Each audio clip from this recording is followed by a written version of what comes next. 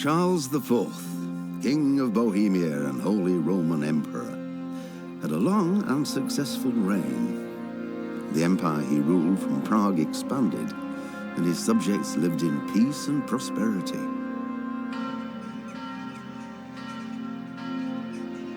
When the emperor died, the whole empire mourned. More than 7,000 people accompanied him on his last procession. The heir to the throne of the flourishing empire was Charles's son, Wenceslas IV, whose father had prepared him for this moment all his life.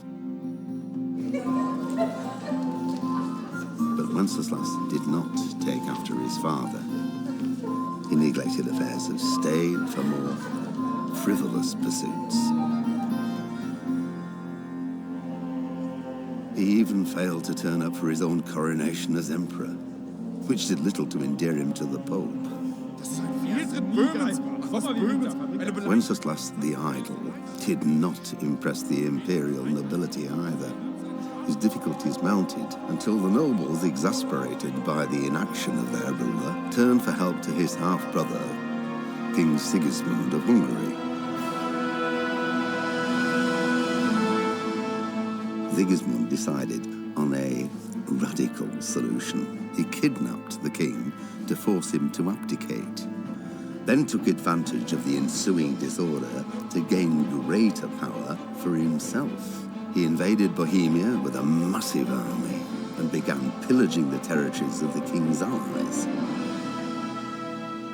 It is here that my story begins.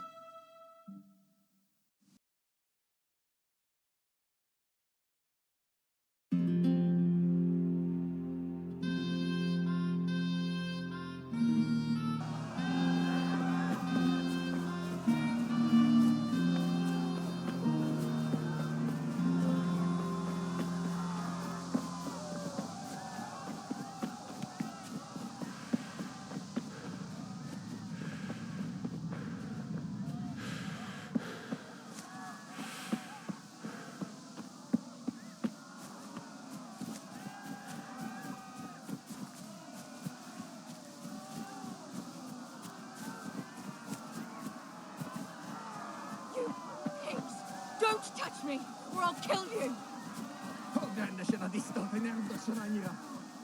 Go to hell, you Tatar beast! Minä jopan värköts anna rossabläs, terribon!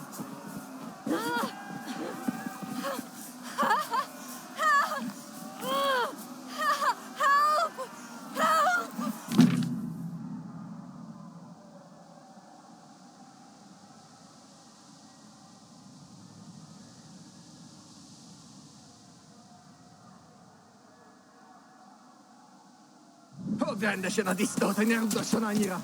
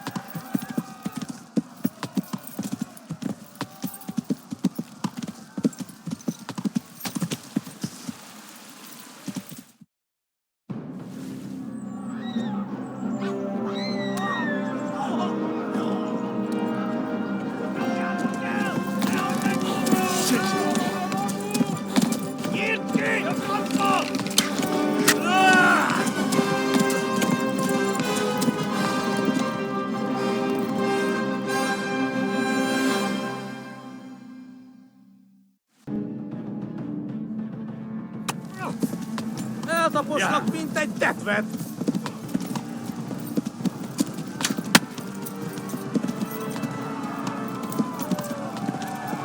Kitekerem a nyakat, te nyomorodsz!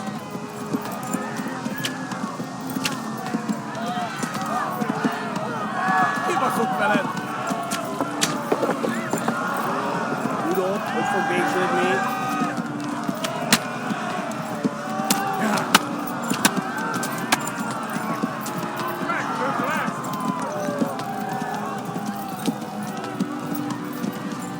Left. Talmberg is to the left, along the stream.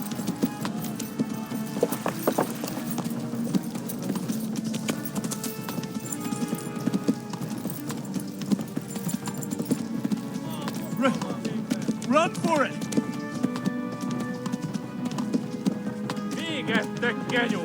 Goed hoor, ooit voor bezig nee.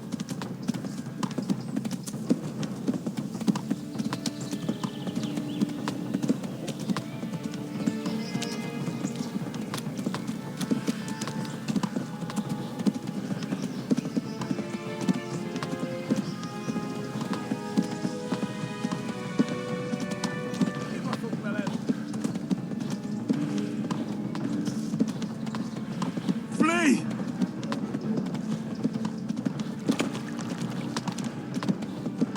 Ballads like that false.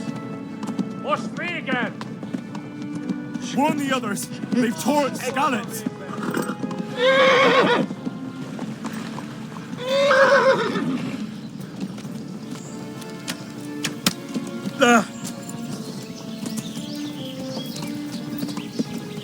Yeah. Kibaszott veled!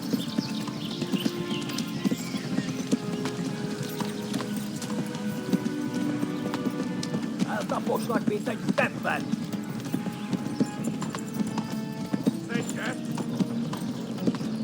Flee! To Talmberg!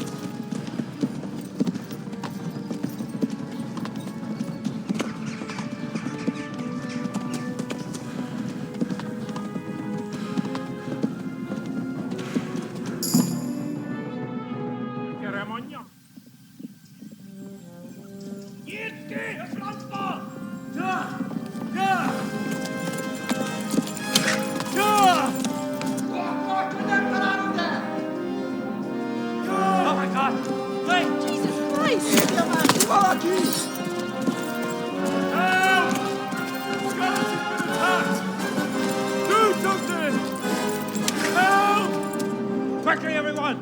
Get your asses here! Hey! And loose!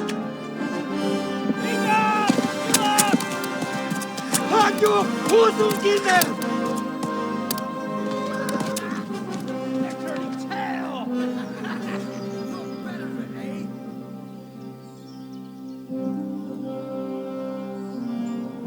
Quickly!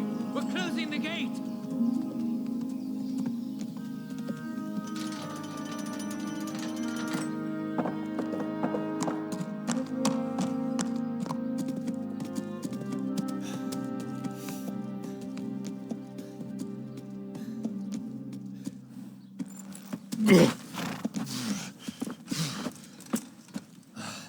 Someone give him a drink.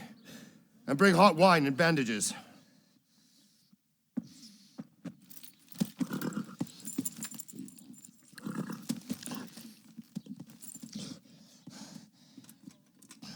Tell me, boy, who are you and where are you from? What in hell's name happened? I've come from Skallets. They burned it to the ground, slaughtered everyone. Who? Who burned it to the A ground? huge army. They attacked without warning. And they weren't Czechs or Germans either. Who then? I don't know. I've never seen armor like it or heard their language. Maybe Tatars?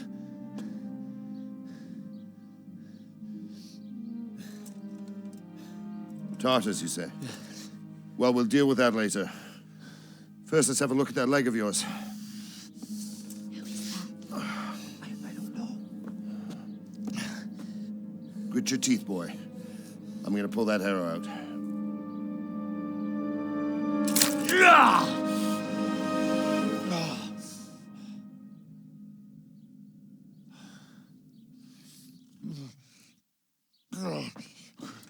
Easy. All done. You were lucky, lad. The arrow missed the bone. It only needed bandaging, and I've done that often enough before. War is a good teacher. Can you stand? There you go. Good as new. Thank you. If you idlers nothing better to do, get back to work. You'll have to speak to Lord Divish. Can you manage?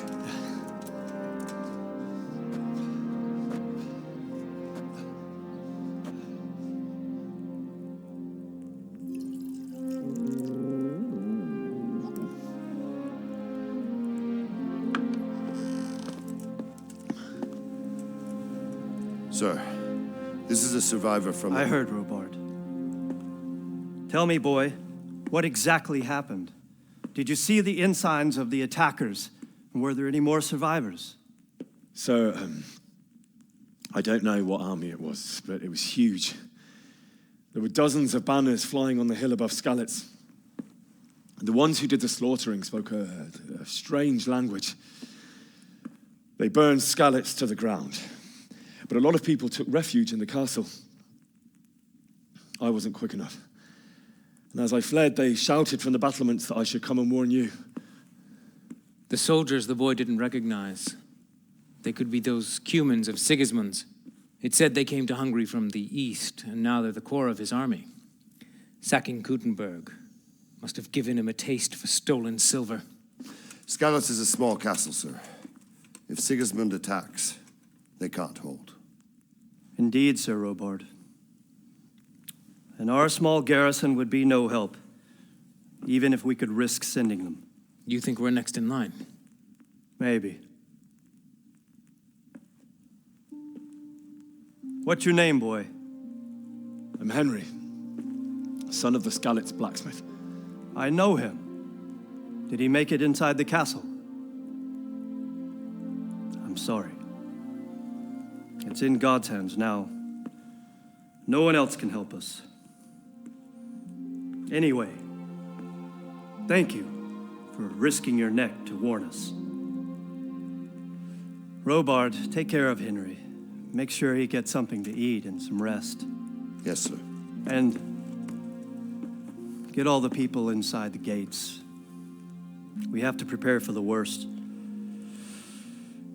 Make all the necessary arrangements. As you command, sir.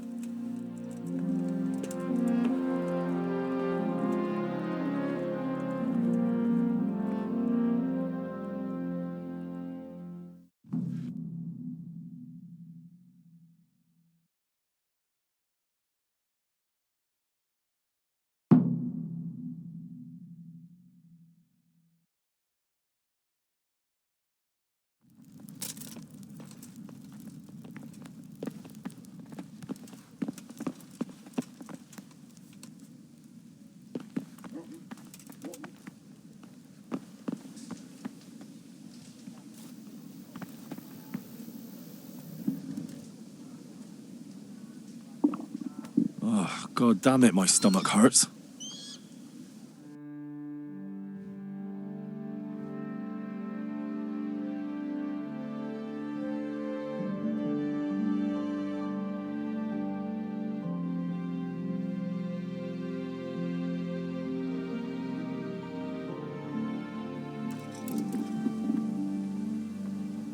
You've done well, lad. I'm sorry for your loss. You must be all done in. Why don't you go to the kitchen and have a good meal? Sorrow is easier to bear on a full stomach. I heard about it. Must eat.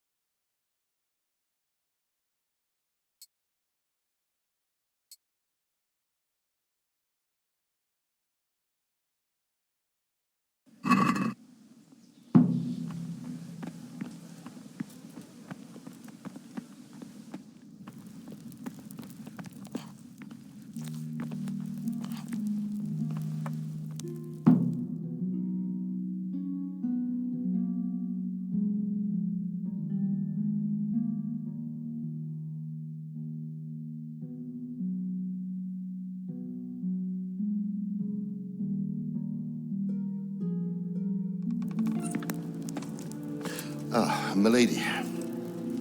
You are fortunate our good lady Stephanie of Talmberg has graced us with her presence. My lady, I'm honored. So this is our brave young man. Welcome, lad. Bojana here will take care of you. No doubt you're tired and hungry. Indeed. How could he not be, poor soul? After everything he's been through, he must be as hungry as a bear, aren't you, young master? Here you are, then. Eat your fill. And a little wine to wash it down. Thank you, my lady. When you're done, you can go and rest with the grooms in the outer bailey. No, that won't do, Sir Robard. After all he's been through, he deserves a proper bed. Let him sleep in a lodge in the courtyard. Certainly, milady. Young Henry here is overwhelmed by your generosity. Yes, yes, thank you, my lady. May God reward you for your kindness. Eat up now. You're in capable hands, so I'll leave you to it. Good night. Good night. Good night, man.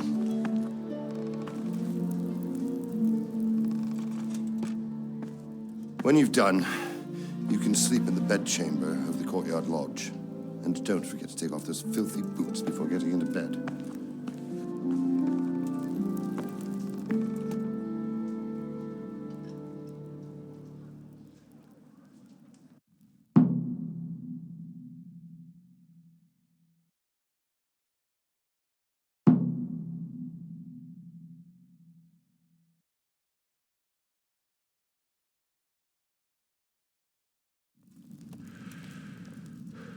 You're that lad from Skalitz? What in heaven's name happened there?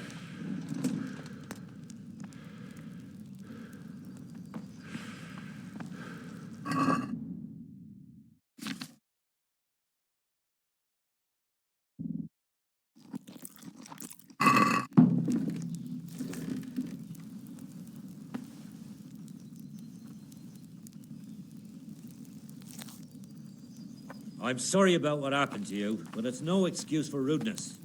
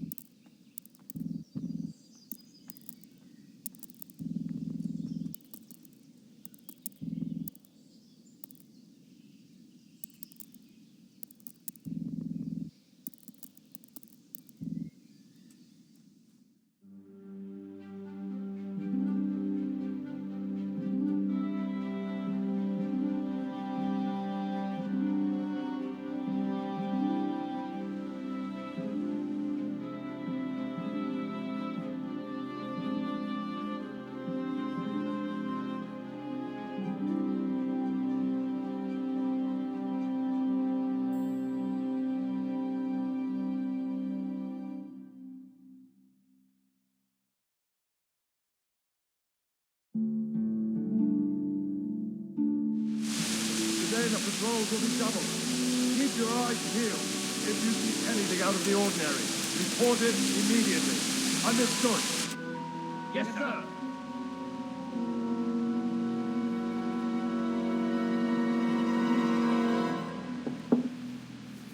Yes?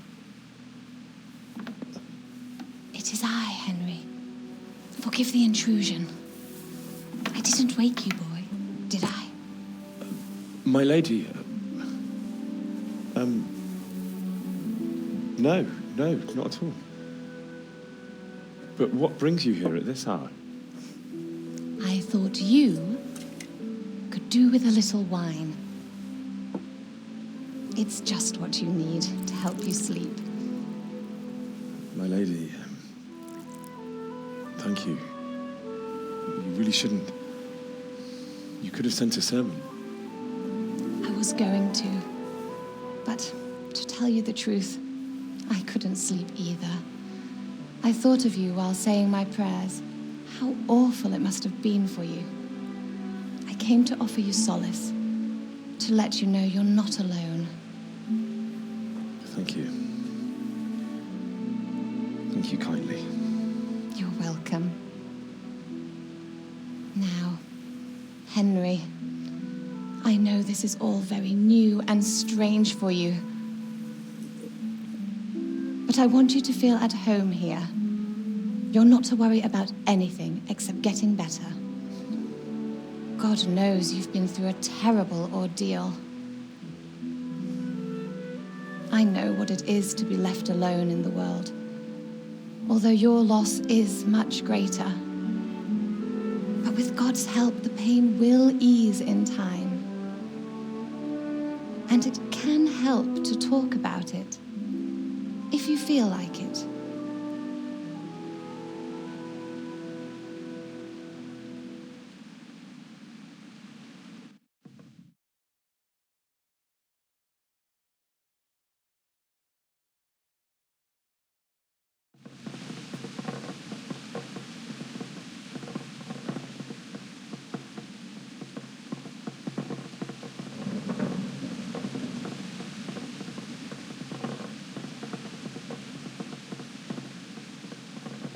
You might be right, my lady. I'll tell you what happened. It was terrible and unexpected. The day started just like any other. Father sent me into town on some errands.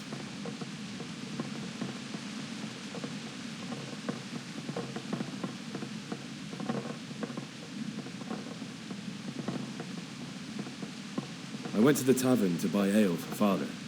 I know it's a job for a groom, but I didn't mind, because my girl Bianca worked there.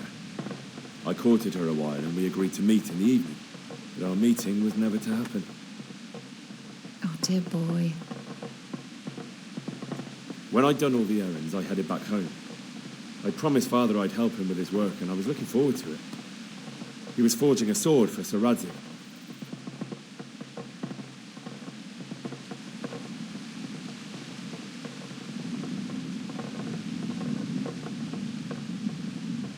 The sword was taking shape when Sir Radzig himself came to have a look at it. He praised Father's work and said that with his smithing skills, he could easily make a living in Prague or Vienna. You don't say. But Sigismund's horde was already on the horizon, ready to attack the town.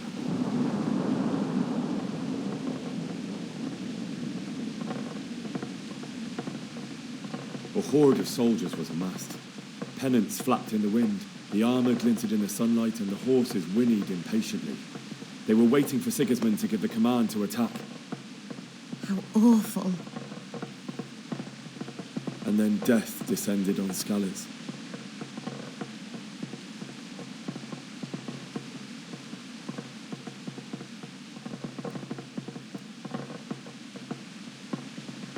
Father told me to take shelter in the castle while he went to get Mother. She was stranded in the town, surrounded by Sigismund's butchers. And then I saw him knocking down one Cuman after another. I never saw him fight like that. But then the leader of Sigismund's raiding party, a knight in full armour, saw Father and charged at him. He cut down my father without a thought. And then he turned on my mother. And he murdered her in cold blood. You poor boy. May the Lord have mercy on their souls. I ran to the castle like our neighbours to take cover, but I didn't make it. I had to find another way to save myself. The men on the battlements called down to me to flee to Talmberg and warn you. I was lucky I knew a concealed path around the castle.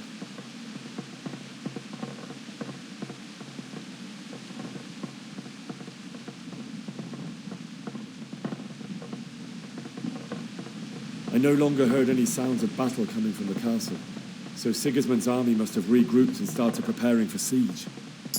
No doubt you're right. Then I heard a scream.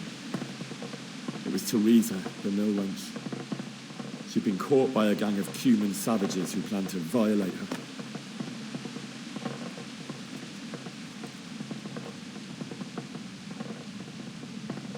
I had Sir Radzig's sword, and even though there were several of them and they were better armed, I had to try and save her. I wanted there to be at least one person I'd help. And I succeeded, even though it almost cost me my life. After that, I stole a horse from them and rode off. Really? I'll never forget the horror. It will haunt me for the rest of my life.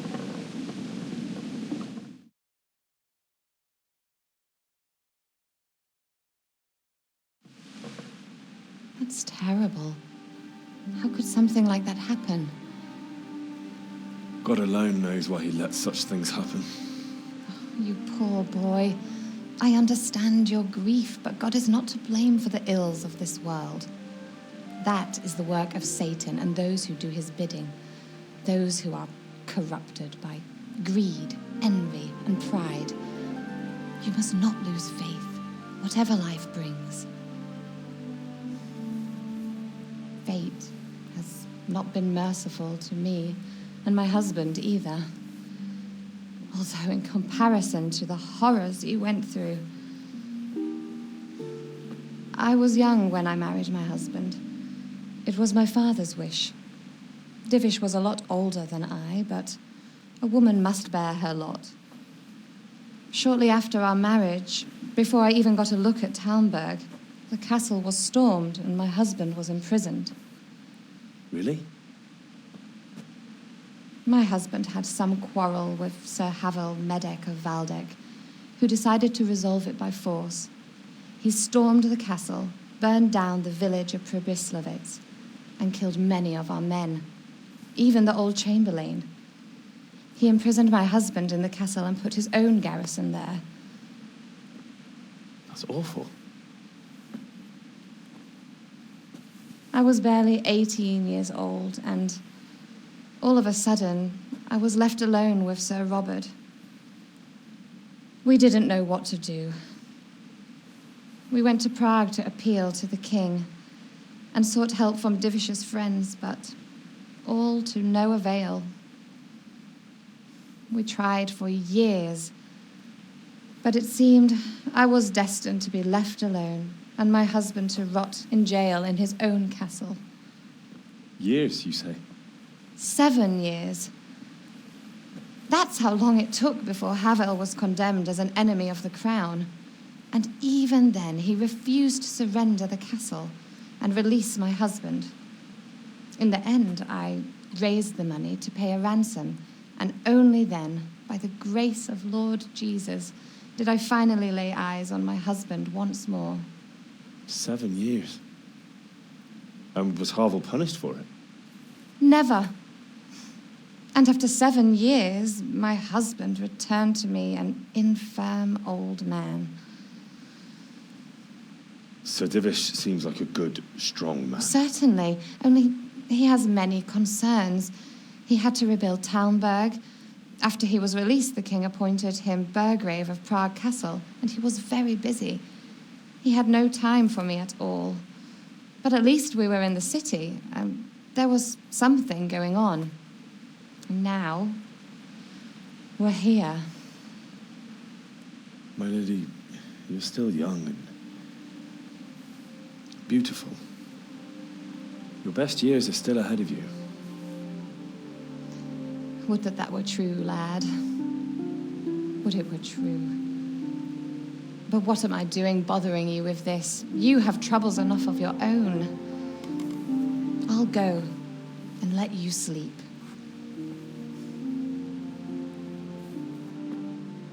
I enjoyed our little talk, Henry. Good night, and God bless. Good night, my lady.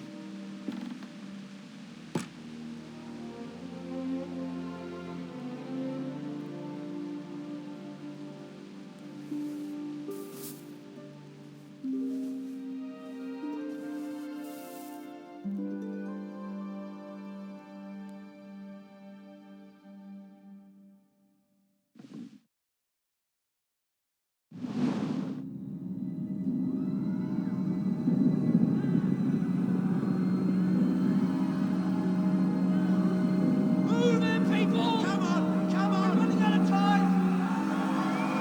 Quickly! We have to close the gates! You can't go back! Henry, help us!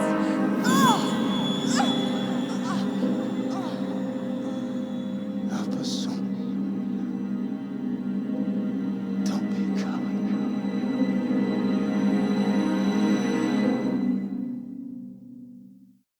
Henry, wake up. You don't want to miss this. What is it? What's happening? Come to the battlements. One of our patrols reported a company heading here from Skalitz.